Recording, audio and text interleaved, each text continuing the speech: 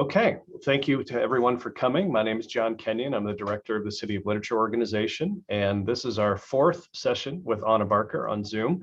Rather than doing volume 4 here, though, we are instead handling a little bit of biography for Leo Tolstoy. So Anna has a presentation she will make and bring us all up to speed about the author of War and Peace that we have been all reading for the last 95 plus days.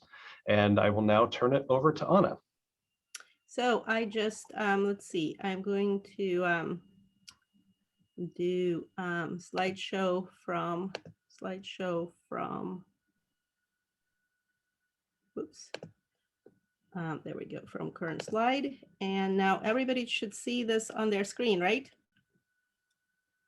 Fabulous. And I'm going to move some of you to the top of my screen. So let's see, right now I have Fiorenza, John, Joan, and David at the top of my screen. So I will encourage you to nod your heads enthusiastically. That's how I will know that the PowerPoint is working. So because of the incredible revelation that I made a couple of days ago about Tolstoy's relationship to this novel and what it contains, that it's not quite as much about Napoleon as we assumed it is, and as I let you to believe it is from day one, from all of those. Do you remember January and all of those introductions about Napoleon and about all of the Napoleonic sites that you can see in Paris and all over the world? So Tolstoy wrote this novel for a very personal reason. He wanted to write a story about his mama and papa.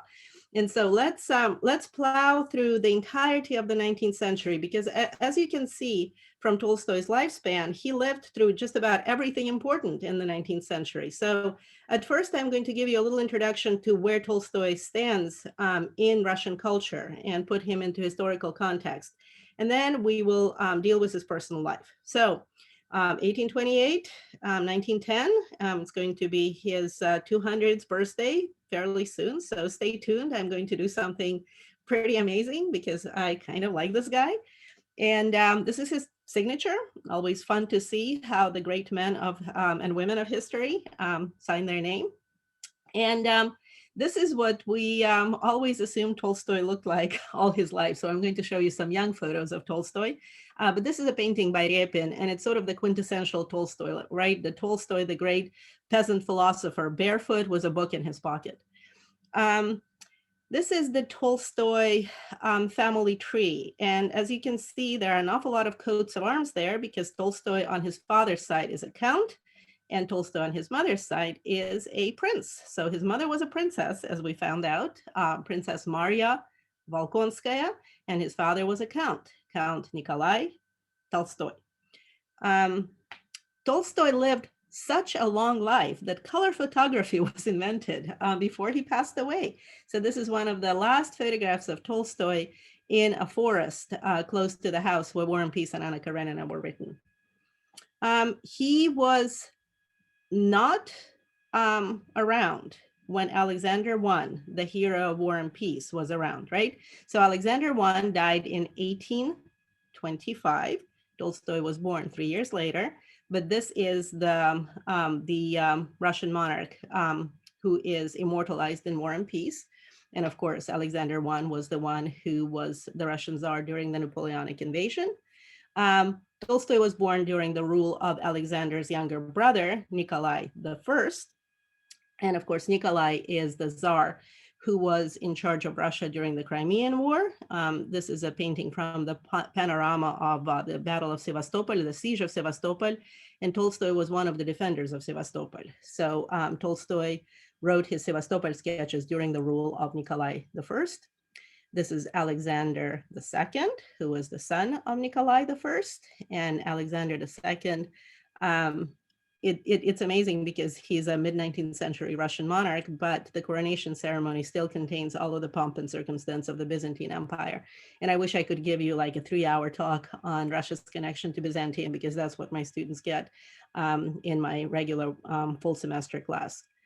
But he's also the Tsar who abolished serfdom in 1861. And so Tolstoy will touch on this, not in War and Peace, because that would be chronologically incorrect, but he will deal with all of the reforms that happened after the abolition of serfdom in Anna Karenina. And of course, this is the Tsar who was assassinated. He was assassinated in 1882. A bomb was thrown under his carriage, and the location where it happened is immortalized today by the splendid cathedral in St. Petersburg called Church on Spilled Blood. His son, Alexander III, becomes a very conservative monarch for that reason, because his father was assassinated by a student anarchist group. And Alexander III is going to be just sort of like the wonderful peasant czar that will really correspond to Tolstoy's aspirations at this time period, right? This is the 1880s, 1890s, Tolstoy's great seeking. But Tolstoy will clash with the Tsar tremendously, because Tolstoy's views are those of an anarchist at this point, a Christian anarchist, and Alexander III is a very conservative Tsar. Here's the coronation scene of Alexander III. So here we are in the 1880s in Russia, and we are still practicing Byzantine pomp and circumstance. And this is the family of Alexander III. So on the one hand, the pomp and circumstance of Byzantium, on the other hand, middle-class bourgeois family, right? And his wife was Princess Dagmar of Denmark. And here's another photograph of the family, and the young man standing above Alexander III is Nikolai II, the last Tsar of Russia. And I love this painting by Repin, because here Alexander III is meeting with his constituents, with the Russian people, and he's sporting the same kind of lovely Russian peasant man beard as some of his peasant constituents. So yes, he's the sturdy peasant-looking Russian Tsar. And then, of course, the most attractive Russian Tsar, who was the most ineffective, Nikolai II, and the last Tsar of Russia. And this is a splendid painting, once again, by Ilya Repin, of the 100th anniversary of the Russian State Council. Alexander II is, Nicholas II is presiding over the council meeting. And Tolstoy will die just 4 years before the start of World War I. So quite a span. He's born after the Napoleonic invasion of Russia. So he's living in the aftermath. He still can talk to the veterans as he's writing the novel in the 1860s, and he's going to die 4 years before the start of World War I. So quite a long lifespan. We need to talk about the predecessors of Tolstoy. So Pushkin is one of the authors who is revered by all the Russian writers who came after him. And of course, Pushkin is sort of the god of Russian 19th century Russian literature. He wrote in every genre, and he was extremely influential. Lermontov is less known because he died in a duel. Pushkin died in a duel at 37. Lermontov was even more clever than Pushkin. He died in a duel at 26. So he's less known than Pushkin, but he's the young man who wrote that poem, Borodino, that I posted after we were done with volume 3. And that poem is still memorized by Russian school children today. Turgenev, hugely influential in Russian literature. Speaking of dueling, Tolstoy and Turgenev almost fought a duel. They had so many disagreements that they argued all the time. And that duel never happened because they were reconciled by a neighbor and another writer who revered both of them so much that he felt that it would be a loss to Russian literature and world literature if these two were to shoot each other.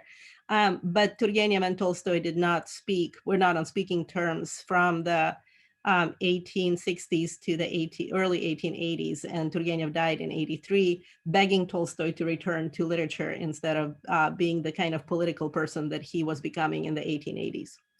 It's fascinating. Do you see the young man standing in a military uniform? That's Tolstoy after his service in Crimea, and he's standing above Turgenev. This photograph is incredible because this is the editorial board of the Russian magazine, The Contemporary, Savremennik, which was started by Pushkin. So after the publication of his Sevastopol sketches, Tolstoy was so famous that he was invited to be on the editorial board of The Contemporary. And Turgenev was, of course, the most famous writer on the editorial board at that time. Dostoevsky is a contemporary of Tolstoy. So it's the 200th anniversary of Dostoevsky's birth this year. He was born in 1821, died in 1881 at the age of 60. He was a very sick man. It's amazing that he made it to 60. Tolstoy and Dostoevsky never met. So I always tell my students that you should write a play imagining the meeting of Tolstoy and Dostoevsky. And Dostoevsky wrote essays about Tolstoy's novels, and Tolstoy wrote essays about Dostoevsky's novels, but they never met. And that's just one of those incongruous facts of history.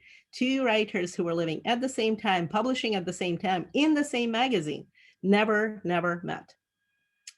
But Tolstoy, of course, met Chekhov, even though Chekhov was much younger than Tolstoy. Chekhov died at the age of 44. He was born in 1860 and died in 1904. And they met in Crimea, where both Chekhov was living because of his severe tuberculosis.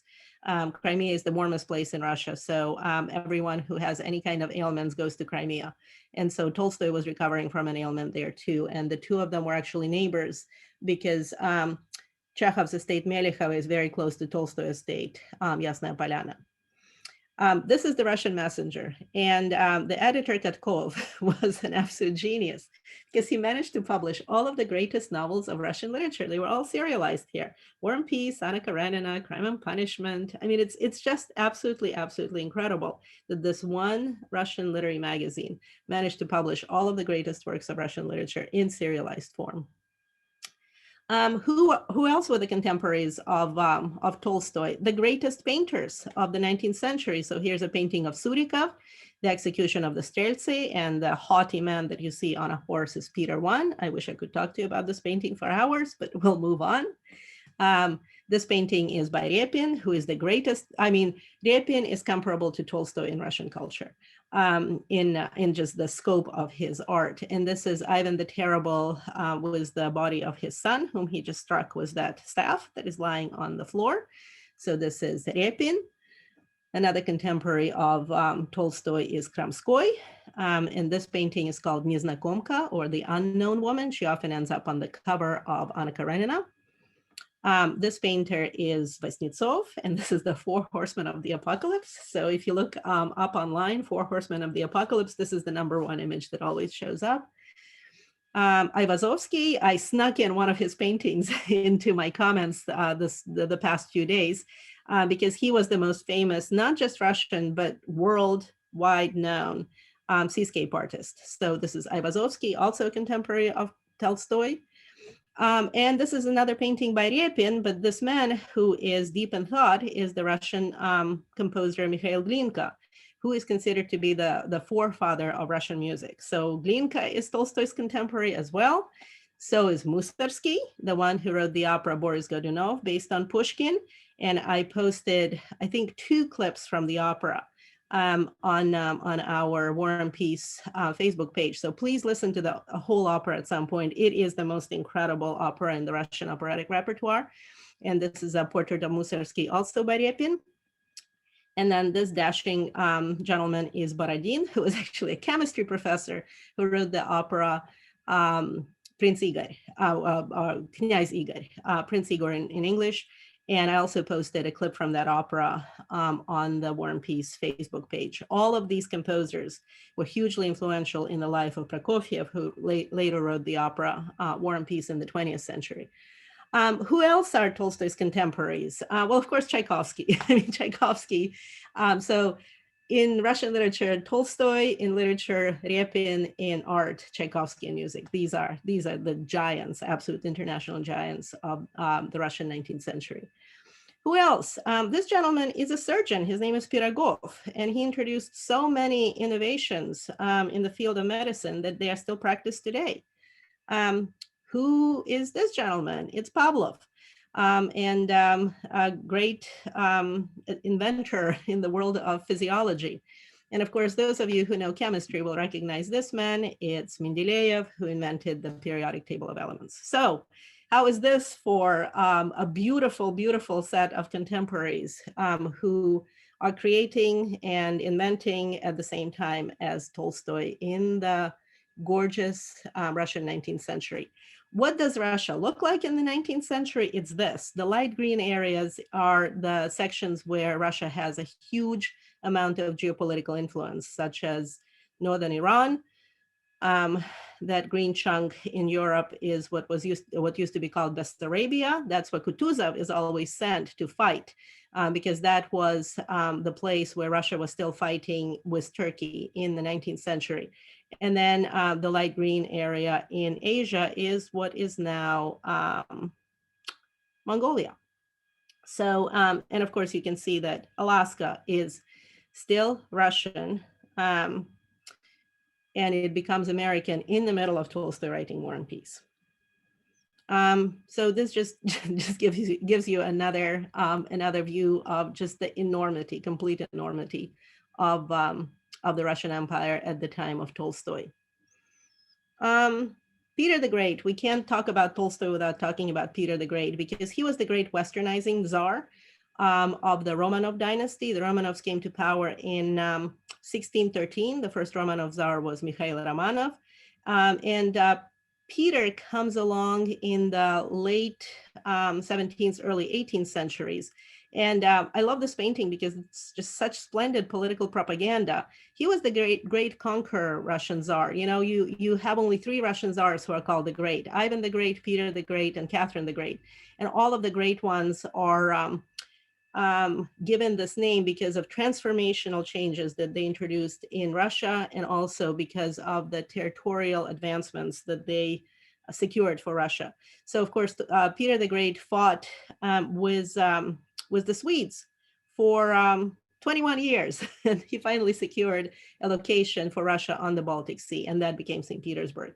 So, you know, you have to have a sword, you have to have a gun, you put your new acquisitions on a map, and then you build a fort in the background to protect them. Peter goes from a Byzantine prince at the age of 10 to a European prince at the age of 20. So the transformation that happens in Russia from a Byzantine country to a European empire happens in one lifetime, which is incredible. And here's Peter standing by the Gulf of Finland, hoping, in Pushkin's words, to carve a window into Europe. And of course, the Europeanness of Russia becomes just absolutely ostentatious. And this building is Peterhof, with the cascade of fountains that were designed by Peter the Great, actually, and they still function according to his designs. And here's the Grand Cascade. And Peter is immortalized in the statue called the Bronze Horseman at St. Petersburg, was the Isaac Cathedral in the background.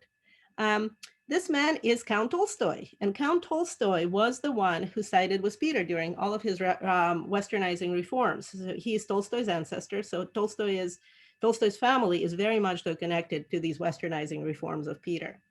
And here's this incredible statue by Falconet called the Bronze Horseman, and Pushkin actually wrote a poem about the statue called the Bronze Horseman. This is the daughter of Peter, Elizabeth, who went along with all of the westernizing ways of her father.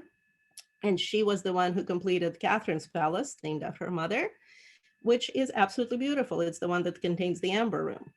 And Pushkin, as a young man, studied in the yellow building that is attached to Catherine's palace. The gate, and then we get to Catherine the Great. So Peter the Great's second wife was called Catherine I. So this woman is Catherine II. She was a German princess. She was born a Lutheran. She converted to Orthodoxy when she came to marry the heir to the Russian throne, who was the grandson of Peter the Great.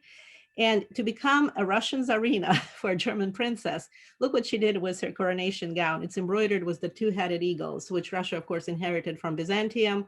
The 2-headed eagle, one head looking east, one head looking west, because the Byzantine Empire was the only empire that was both in Asia and Europe. And Russia, of course, became an empire that was both in Asia and in Europe. So Catherine designed the new coronation regalia, and everyone after her was crowned with this beautiful imperial crown. And she was sort of the enlightened despot monarch, right? She was one of those enlightened monarchs of the 18th century who brought the ideas of enlightenment to Russia. I could talk to her for 3 hours, but I'm going to skip along. She's something else. She completed the construction of the Winter Palace. So this palace contains the room dedicated to the heroes of 1812. I wish I could take you there. It is incredible. This is the grand staircase of the Winter Palace. If you want to see the entirety of the building, please watch the film Russian Ark, which I recommended in January in one of my notes. One of Catherine the Great's favorite room in the Winter Palace, just the splendor of the Russian czars, and this is the throne. So Alexander I would have sat in this throne. Alexander I would have been in this room. And Tolstoy, of course, knows this building very, very well. And so Catherine the Great was supported by all of these movers and shakers, and some of them are mentioned in War and Peace. And one of them is, of course, Potemkin. Potemkin was the hero of both Kutuzov and Suvorov because this is a compilation that I found online, because he gained Crimea for Catherine the Great. He took Crimea from the Turks, which allowed Russia to become not just the northern naval empire, but a southern naval empire as well. And so there's this woman, and in order to secure this transition of Russia to a naval empire in the Black Sea, she created an alliance with Austria. So you know how in Austerlitz, Austria and Russia fight on the same side? There is a reason for this Austrian alliance, because Austria was under Turkish attacks all through the 16th and 17th centuries. And so Catherine the Great invited Emperor Joseph of Austria, who was the patron of Mozart, to visit Crimea with her. And there they are arriving to Crimea, the Emperor of Russia, the Empress of Russia and the Emperor of Austria. And guess who arranged all of the details of this meeting? It was Tolstoy's grandfather. So this is Prince Nikolai Volkonsky. So do you see how Tolstoy on both sides is connected on the highest level to Russian power? Count Tolstoy was one of the men who supported Peter the Great, and Prince Volkonsky was one of the men who supported Catherine the Great. And where is this magical place where Tolstoy was born? So here's the map of Russia today. You can see the little dot within a dot, that's Moscow. And then the pink area is the Tula region. And this is where Yasnaya Polyana is located. And this is the gate to Yasnaya Polyana. So this is the estate of the Volkonskys, right? This is the estate that he will immortalize as the Volkonsky House in War and Peace. This is the Birch Alley that I mentioned. It is a magical place. It is an absolutely transcendent place. I've been here 5 times in 5 years because I wanted to understand Tolstoy. And yeah, I swear to you, like on the 4th and 5th time, he was like, oh no, not her again. Why is she still here? What does she want? And it truly is a magical place, absolutely magical. This is the house that I mentioned, right? The house that his grandfather built, the one that Tolstoy gambled away when he was in his 20s and reconstructed lovingly in War and Peace when he was in his 30s. This is the only portrait of his mother that we know of. This is the portrait of his father, and I wrote extensively about it in my notes from a couple of days ago. And this was one of the wings to the house. So this is the house that became Tolstoy's house. So this was not the main house. The main house was gone. You see how the house was built onto, because the main section is where the downspouts are, and then the additional sections of the house and the porch were added on as more and more children were born into the Tolstoy family, and they needed more space. And Tolstoy didn't always look like this, right? So at one point he looked like this. This is Tolstoy when he was a college student. And you just have to remember, it's like absolutely absurd. Tolstoy never finished college. He's a college dropout. He tried to get a degree in Oriental languages in the city of Kazan. And his grandfather, Ilya Tolstoy, was the governor of Kazan at one point. So there were a lot of relatives in Kazan. And Kazan is further east in Russia, right? So he traveled from the Tula region when his dad passed away. So Tolstoy's mother died when he was 2. His father died when he was 9. He was raised by friends and relations, a lot of relatives. And he went to Kazan, and because there were relatives on his father's side there. And so he tried to get a degree in Oriental languages, but he failed his first year. And then he tried to get a law degree and he failed again. And by the time he was 19, the estate was out of litigation and he inherited the house where he grew up. So that is the house where he moved to. At the ripe old age of 19, he decided to just become a full-time farmer, gentleman farmer. And it was a disaster. He knew absolutely nothing about farming. So those experiences with farming and how disastrous it was are immortalized in Anna Karenina. There is a lot of talk about farming and land reform in Anna Karenina. And farming for a 19-year-old boy is very boring. So he goes to Moscow and he goes to St. Petersburg and he parties hard. The Tolstoy boys were such heavy partiers that at one point his older brother decided to join the military to just gain some discipline in his life. So this is a photograph of Tolstoy and his older brother when he's off to the military. And what did the partying consist of? So much gambling that Tolstoy would have to like sell forests and villages in order to cover his gambling debts in his early 20s. So when Stiva goes to sell a forest in Anna Karenina, Tolstoy is writing from personal experiences. And also hanging out with gypsy choirs or Romani choirs, because Russian aristocrats absolutely loved gypsy music, and many of them actually kept whole Romani choirs on their estates. And so Tolstoy absolutely loved to party with them. It's fascinating. There is also a personal connection here, and I posted this photograph earlier on during our reading. This is Tolstoy's sister-in-law. One of his brothers actually married a gypsy woman, a Romani woman, who was a singer and had many, many children with her. And after fathering many children with him, he finally married her. So Tolstoy's only sister-in-law, because his other, so there were 4 boys in the family and then a sister, Masha. And Tolstoy was the 4th boy. One of his older brothers died when Tolstoy was in his 20s. Another brother died when he was in his early 30s. And so the only brother who married was Tolstoy's older brother, who married this wonderful woman. And after he passed away, she lived at Yasna Polyana with Leo and Sonia. So fascinating, fascinating part of Tolstoy's life. Those boys were wild, absolutely wild. So here's our lovely wild young man. And this is the last photograph taken of him with his brothers. And you can see that Tolstoy now is wearing a military uniform because he's following in his brother's footsteps, and he feels that he's going to die if he continues his lifestyle. He had gonorrhea when he was 19, which he says he got the usual way. And so he feels that he needs discipline in his life, and he joins the army. And he, and here's a dashing portrait of Tolstoy in his military uniform. The terrifying young man. Look at those steely eyes. I would not date that guy. And that's final. He is a little too rough and terrible for Anna Barker.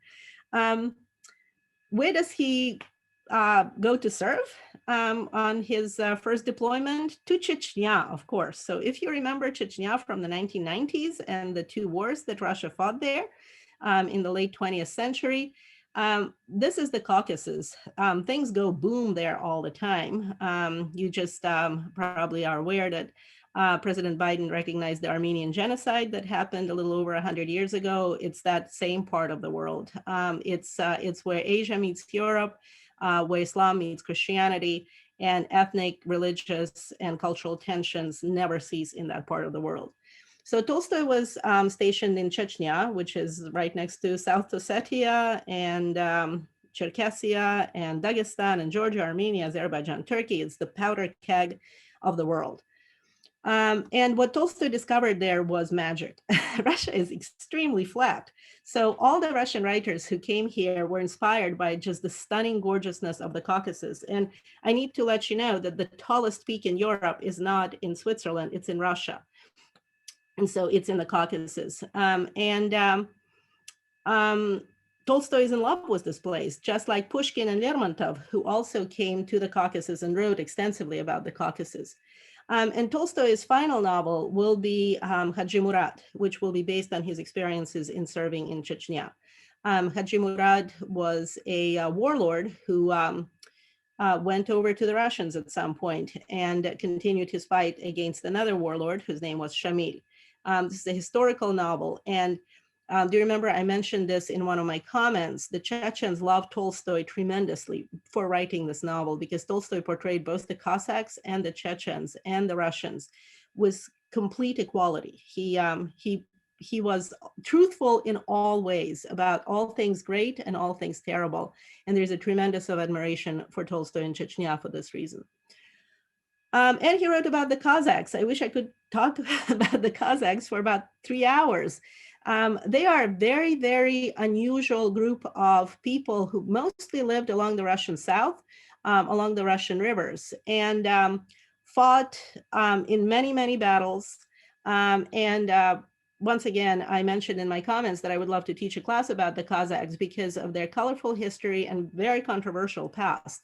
There are a lot of books written about the Kazakhs in Russian literature, such as Pushkin's Captain's Daughter, Tolstoy's The Kazakhs, and they are still around today. Here's Kuban Kazakh Choir performing.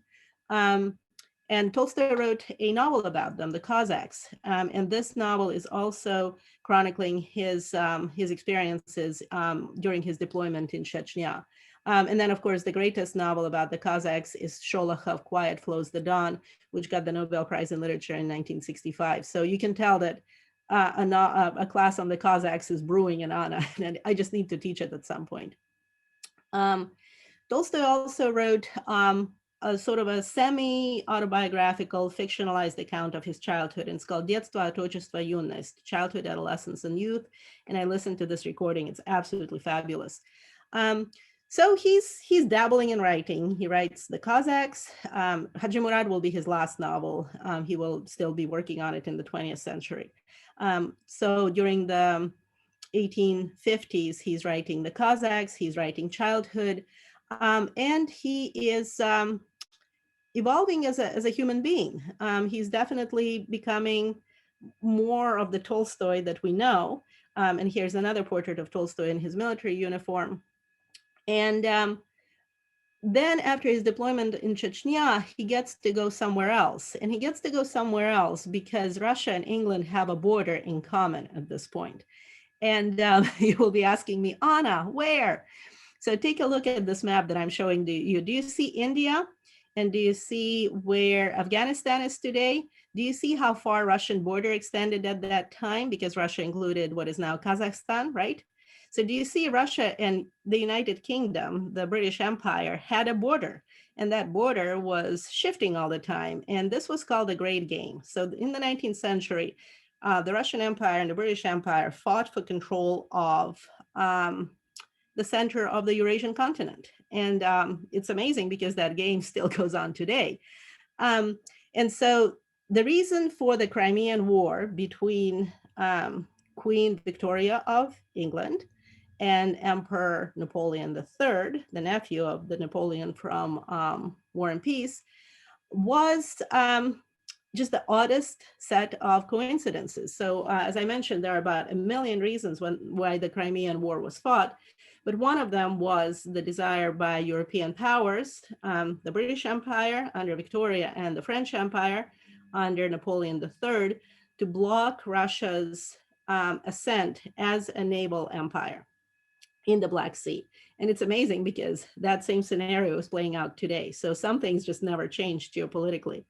And Tolstoy is deployed to Crimea, to this peninsula, and he becomes one of the defenders of the city of Sevastopol. So he witnesses the shelling of Sevastopol, he witnesses the blockade of Sevastopol, and he writes about the experiences of the defenders of Sevastopol in his Sevastopol sketches.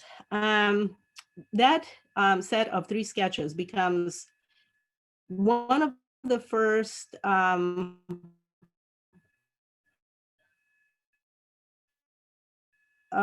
instances in world history by someone who is actually fighting in this war. And it becomes extremely popular with, oh no, my internet connection is unstable. Can you see me still, John? Okay, it looks good. Thank you. Thank you. Sorry. It always happens in the middle of my PowerPoint. He writes the Sevastopol sketches, and it's fascinating how his experiences defending Sevastopol will become essential for his writing of War and Peace, right? And that's why someone like Hemingway, who wanted to serve so much and who actually experienced both World War I and World War II, not as a military officer, he was an ambulance driver in World War I and war correspondent in World War II. Hemingway admired Tolstoy so tremendously, precisely because Tolstoy was a war writer who served and a veteran. And here's a monument to the defenders of Sevastopol from the Crimean War from the 1850s. The war was fought from 1853 to 1856. And I added this slide 7 years ago because you see the Russian Federation flag now, and it's like the most controversial topic that we can talk about at this point. But the Russian Federation flag is right there because Sevastopol became Russian again about 7 years ago. It's fascinating that the French fought there. And if you ever go to Paris, please look up this Boulevard de Sevastopol, which is named after the French commitment in the Crimean War. And then if you're ever in London, find this monument because it says Crimea on it, right? And it's a monument to the British soldiers who fought in Crimea in the 1850s. So I always tell my students that Crimean War was fought between Florence Nightingale and Leo Tolstoy. That's the simplified version of it, right? And so this is the time period when Tolstoy gambles away the house, right? Because his bad habits follow him to the army. I've had so many army veterans take my class, both active duty and reserve. And they always tell me, I always ask them, if you are having problems with women and drinking and partying, is going to the army going to change your life? And they all burst out laughing. So Tolstoy's bad habits followed him to the army, and the gambling and the womanizing continues on a grand scale. If you visit Yasnaya Polyana, you will see the stone in the middle of the lawn, which says, here stood the house where Tolstoy was born, right? And this is what it looks like today, because that is the house that he gambled away. So here's Tolstoy in his military uniform, and there's Tolstoy in the same military uniform, right? This is the time when he retires from the army and joins the editorial board of Contemporary on the basis of him being the most famous war correspondent of his generation pretty much ever, right? So on the basis of his Sevastopol sketches, he's invited to join the most prestigious editorial board in the country. He knows Turgenev personally, doesn't agree with him very much. And I mentioned already that he almost fought a duel with him. And then Tolstoy decides that he's going to travel to Europe at this point. He has never been to Europe. So he decides to travel to pretty much everywhere, Switzerland, Germany, France. He does the grand tour and starts reading Jean-Jacques Rousseau extensively. And you see tremendous amount of Rousseau's influence in his philosophical thinking in War and Peace, to the same point where he will be reading Schopenhauer's The World as Will and Representation at the time when he's writing Anna Karenina. And Schopenhauer's influence will be the prevalent influence during the composition of Anna Karenina. So he goes to Paris, and guess what he witnesses in Paris? A guillotine execution. And do you remember that scene where Tolstoy describes the execution of prisoners and just the monstrous blindness of fate and the horror a human being experiences when witnessing an execution? That comes from his personally witnessing an execution by guillotine in France. And he will become an absolutely passionate advocate against capital punishment in the 1880s and 1890s.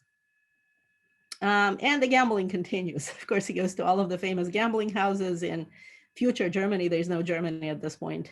Germany will not be unified till 1870.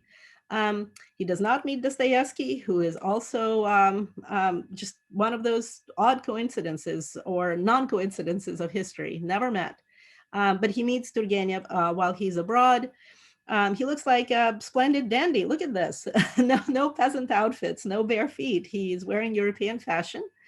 And he comes back to Russia, and that's when he has an affair with a Russian peasant woman with whom he has a baby. This is not their portrait. It's just a Russian peasant woman with a baby. And that baby will grow up on the estate and become a coachman of the Tolstoy family. When you visit Yasnaya Polyana, you can see the coachman's house. So Sonia, when he marries Sofia Bers, she will come to Yasnaya Polyana knowing full well who this woman is and who this child is. This house is the other wing of the old manor, and this is the house that is known as the Kuzminsky wing, because Sonia's sister, when she marries, will become, her last name will become Kuzminskaya, and their family will visit often and stay for months and months and months. Do you see where this connection comes from, right? Of Pierre and Natasha staying for months with Nikolai, and and Maria, right? And on the two families having such a wonderful close relationship. So Tolstoy is actually describing the wonderful summers they had with the Kuzminsky family. Tolstoy will write a set of stories for children also, and it will become the first Ministry of Education approved first book of reading for the newly opening Russian public schools. And yours truly, I went to school in the Soviet Union, and my first and second and third grade reading books contained Tolstoy stories. So that's how important this book was. Russian children still to this day learn to read based on stories that were taken from his 4-volume. I mean, he doesn't like write 3 stories for children, right? He wrote 4 volumes of tales for children that starts with 2-3 sentence little stories to 10-20 page, very complex stories was great moral fortitude.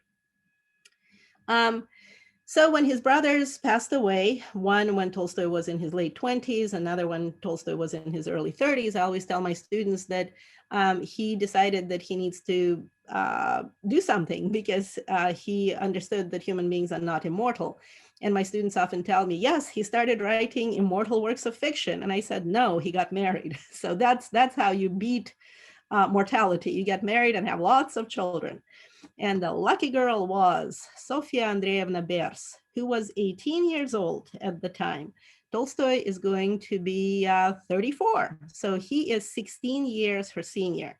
The courtship lasted 2 weeks. He gave Sonia the diaries where he described every single affair he has had in his entire life. Sonia wept over those diaries and married him 2 weeks later in a beautiful private ceremony in the Kremlin. And here, I'm just going to fast forward here. This is the little church. You can see these beautiful church steeples of the Kremlin Cathedral, where Sonia and Tolstoy got married. The reason why they got married in the Kremlin is Sonia's father was a Kremlin physician. He worked in the Kremlin. And so she grew up as a city girl in Moscow. And can you imagine how different her life has become when she married Tolstoy at the age of 18 and moved to Yasnaya Polyana to become his helpmate in all things farm life related and intellectual life related.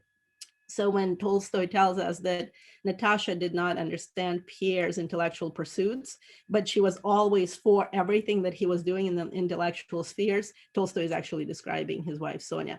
And I skipped through this image. So this is Tanya. So Sonia is in the dark dress. Tanya, her younger sister, was the book. And Tolstoy said that when he was writing the character of Natasha, he took Sonia, added Tanya, and out came Natasha. So Natasha as a character is sort of a compilation of these 2 women whom he knew as they were young teenagers. So he observed these young ladies because he was friendly with the family. And so he saw these young ladies growing up, right? And it's fascinating that the same scenario will be repeated in Anna Karenina, where Levin is very close to the family of Sherbatskys that have 3 sisters. And there were 3 sisters in this family. Sonia was the middle sister. And Tanya is the one who is going to get married shortly after Sonia. Her last name will be Kuzminskaya, and they are going to be the family that will be spending months and months and months at Yasnaya Polyana. So I'm going to fast forward through all of the Kremlin stuff. And here is Tolstoy's Sonia's wedding wreath, her wedding gloves, and the 2 candles that they held when they got married. It's at the Tolstoy Museum in Moscow. And this is what the young bride looked like after they came to Yasnaya Polyana. She's just such a child. And reading their diaries is the most embarrassingly, heart-wrenchingly honest portrayal of young love and young marriage ever imaginable. I can't recommend them enough, but they are heart-wrenching. So she moves to Yasnaya Polyana and becomes the helpmate of the future great writer. These are the first 2 children, a boy and a girl, who will be born in their family. And I posted this last night. These are the 4 children who were born during the composition of War and Peace. So they get married in 1862 when Tolstoy is 34. 1863, Les Miserables is published, and it had a huge impact on Tolstoy. He sort of realized that grand historical novels with psychologically complex characters and descriptions of battles are all the rage. And so his answer to Les Miserables is War and Peace. So he starts at 35, he ends at 41. 41-year-old father of 4 children under the age of 6. So War and Peace was written by a very, very young man who is having babies with his lovely helpmate. And Tolstoy's War and Peace was serialized in the Russian Messenger, and it was published in book form in 1869. So in 1869, War and Peace is complete. This is a later portrait by Repin of Tolstoy writing in sort of the ground floor level space of Yasnaya Polyana. And this is the copy of War and Peace. So I think at this point, John, we can pause for a second because I need to switch PowerPoints.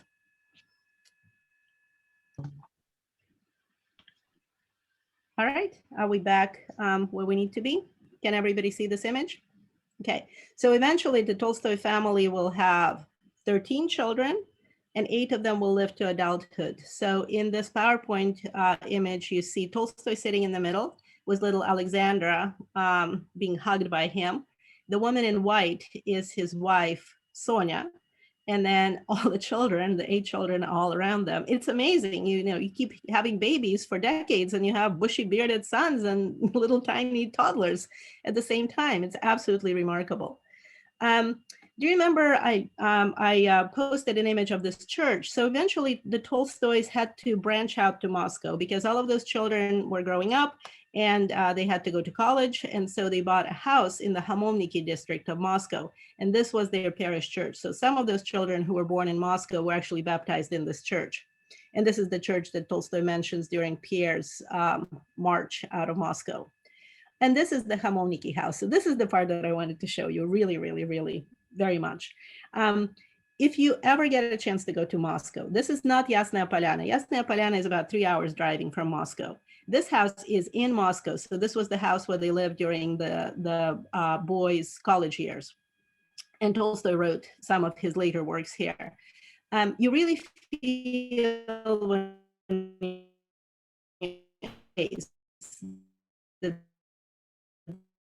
that they are going to come back if you just through this amazing space. This is the oh, my connection is unstable again. John, can everybody see me? Your audio is a little choppy, but I think we're okay. Behind the Hamoniki House, this is the space where Tolstoy worked on the death of Ivan Ilyich. The dining room of the Hamoniki House. Do you see what I mean? I mean, they're just going to come back for dinner, right?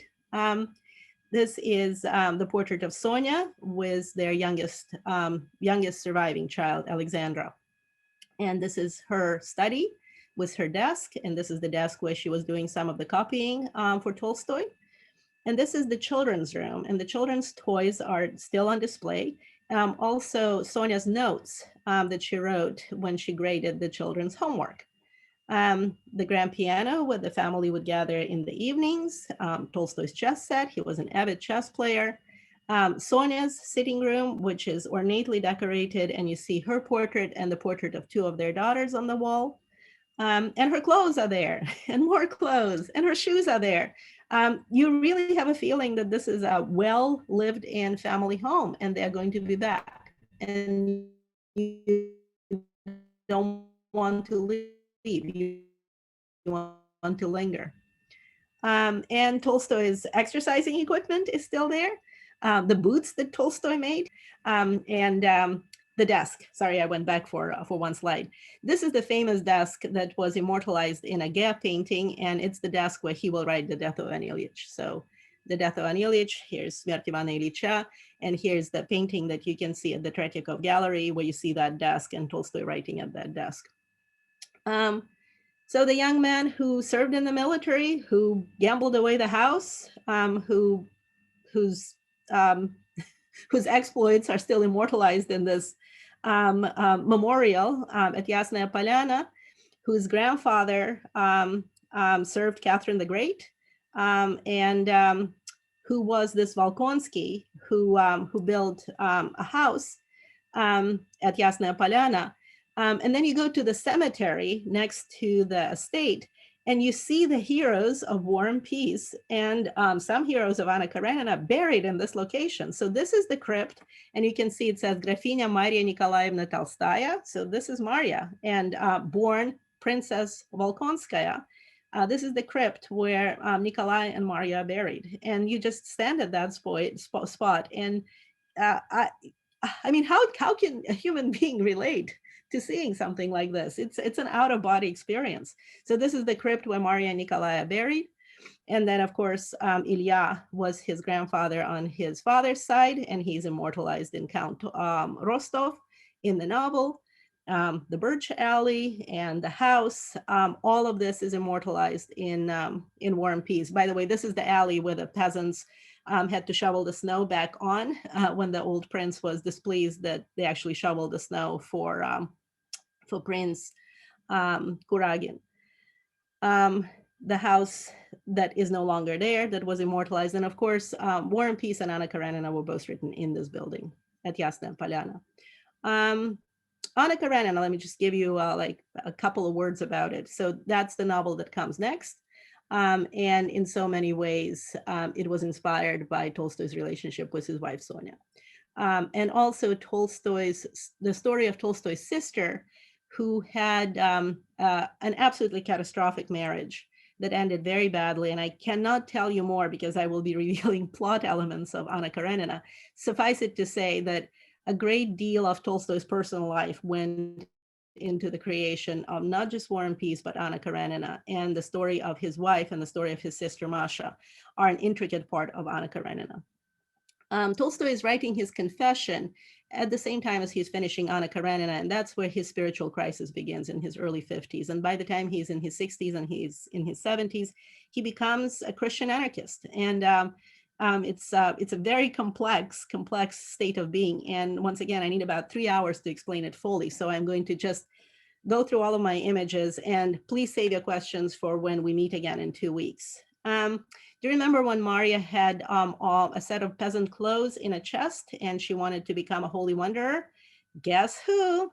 That's Tolstoy. And he would actually walk from monastery to monastery and from holy place to holy place with peasants and converse with them. I mean, he's a count who always wanted to be a peasant, right? This is Tolstoy later on in life. So that portrait of Repin, of the barefoot Tolstoy, is very, very accurate. This is how he dressed in his 70s and all the way into until his death at 82. I love this painting by Repin. It's Tolstoy plowing. So once again, the hereditary count who always wanted to be a peasant. And I love this painting of Vaznetsov because it depicts 3 Russian knights in armor. They actually have names. The man on the black horse is Ilya Muromets. The one on the white horse is Dobryny Nikitich. The one on the tan horse is Alyosha Popovich. And the story of Ilya Muromets, the middle one, is a famous Russian fairy tale about a young man who did absolutely nothing till like his midlife, till his 30s. He couldn't walk. And then all of a sudden, he just hopped up at that point and started fighting for Mother Russia.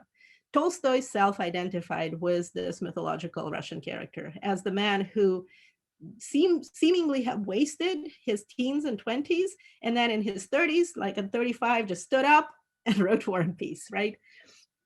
But I also always identify Tolstoy with this painting, also by the same artist. The Night at the Crossroads, because Tolstoy's spiritual seeking will never stop. And you can see how much spiritual seeking he's doing in War and Peace. His collected works are 90 volumes, 90, and the Russian Academy of Arts and Sciences is actually in the process of printing a 100-volume set of Tolstoy, because since the 40s and 50s, when this set was printed, so much has been re-edited and rediscovered. The Tolstoy spiritual seeking just never, ever, ever ends. And can we pause one more time? John, I'm just going to fast forward since we are running out of time.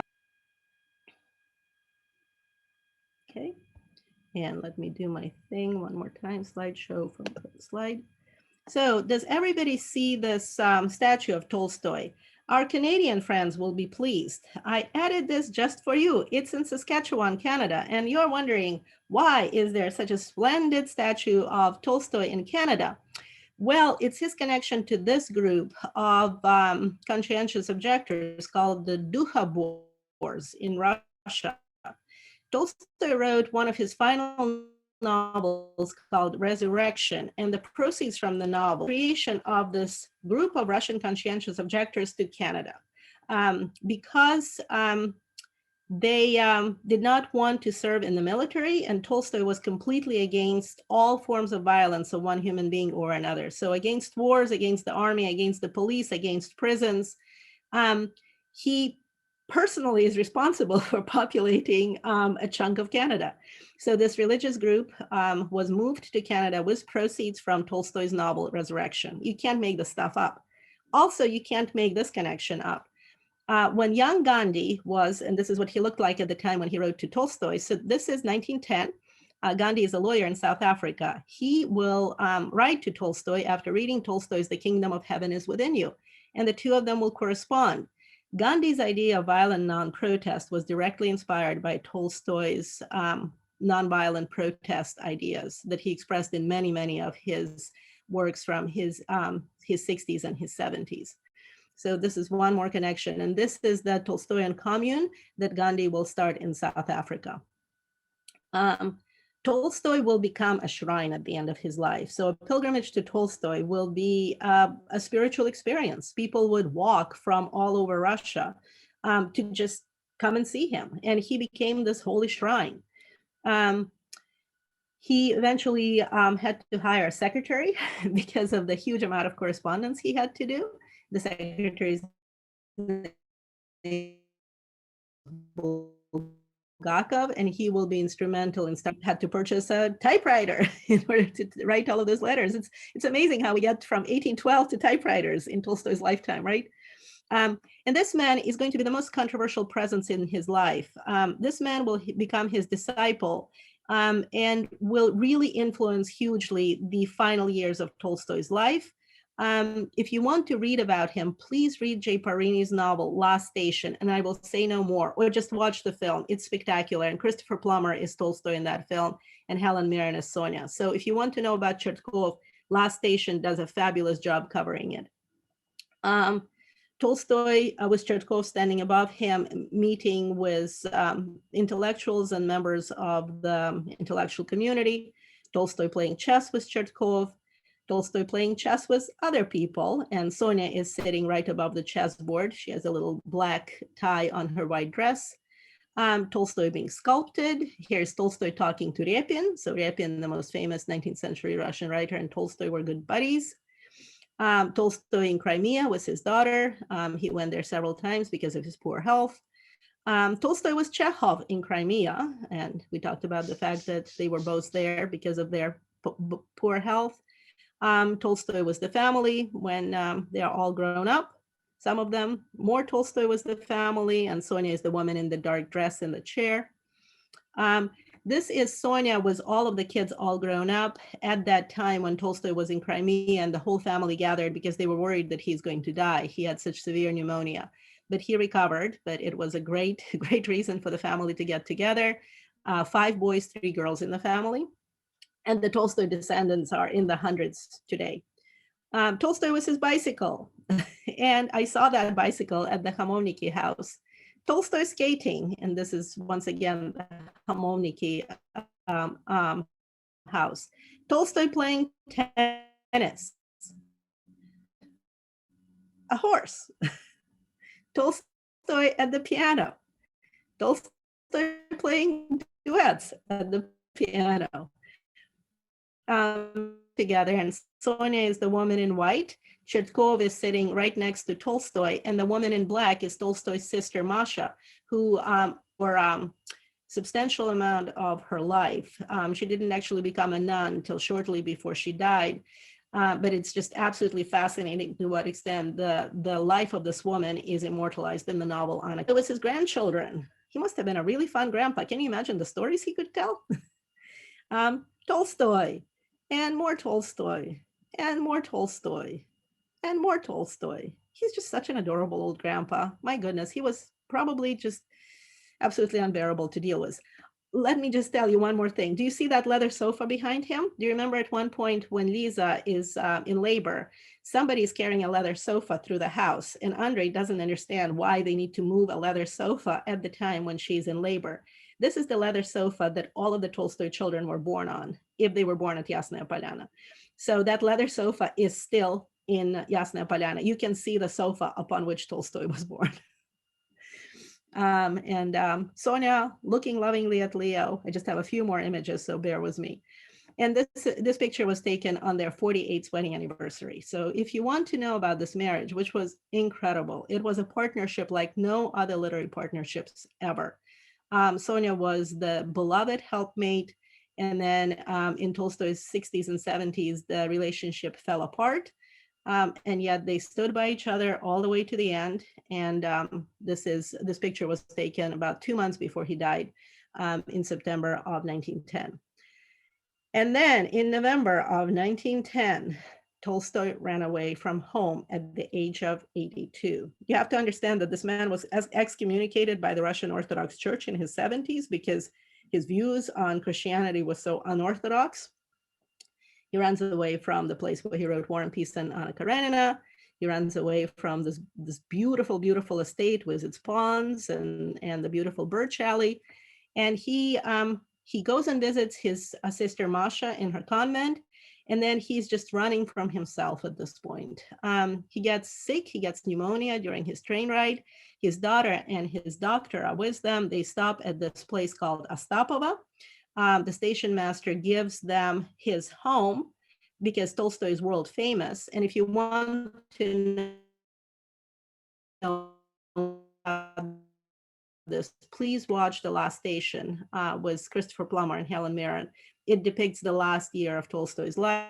Sonia is not allowed to his proximity. So his wife of 40 by the disciples to approach her husband because and administer final rites, and they wanted him to die.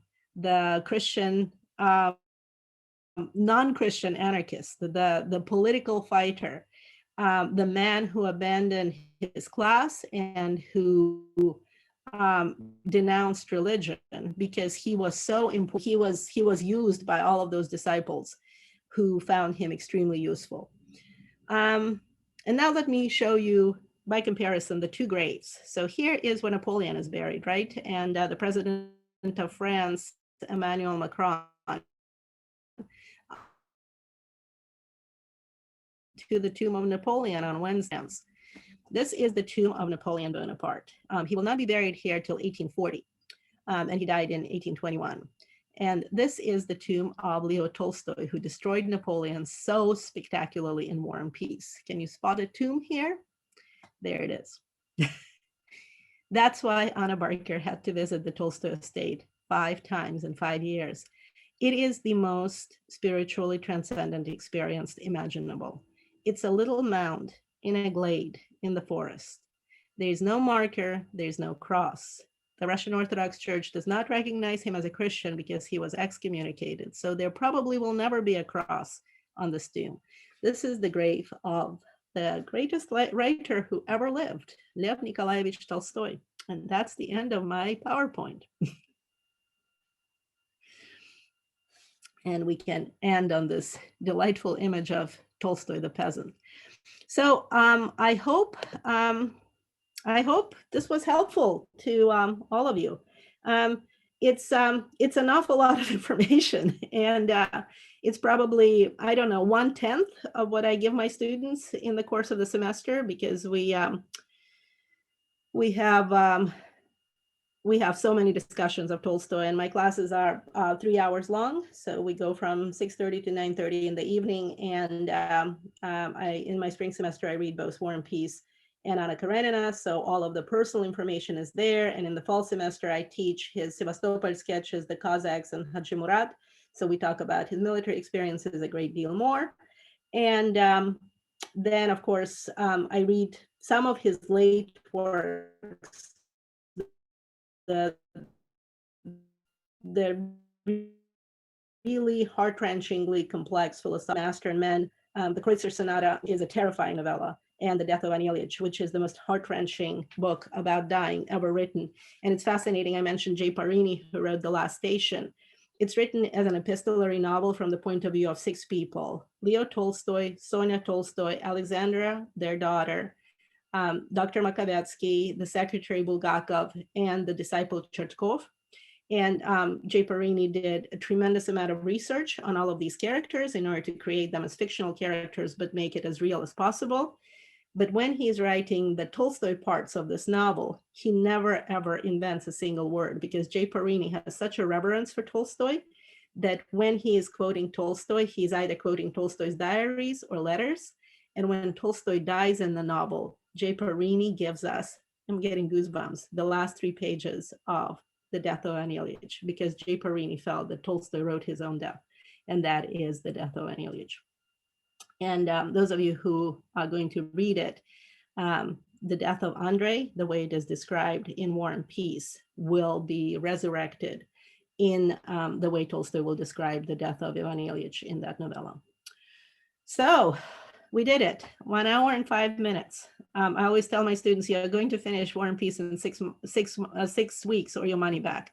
So done deal. So save your questions for 2 weeks from now, when we are going to talk about Volume 4 epilogues and any and all questions that you will still have. And I'm going to give everyone 2 weeks to finish up. And those of you who are wondering, like, Anna, it's day like 96. Are we really doing the afterword? Yes, we're doing the afterword. So I think it's going to be 101 days of War and Peace. Like Scheherazade, I'm going to keep telling you tales until you finally relent and say, fine, Anna, we love Tolstoy, you convinced us. He can live on forever. So it's going to be, it will end up 101 days of War and Peace, because the afterword, which is written by Tolstoy. And so many of the questions that you have of why and how he wrote it, answered by Tolstoy himself. And I'm just going to let him speak for himself. And at this point, my computer is dying. My voice is gone. It's the end of the semester. And so I'm just going to make it to the finish line. And on Wednesday and Thursday next week, I'm going to sleep. And so then after that, I will see all of you on September 1 for Brothers Karamazov.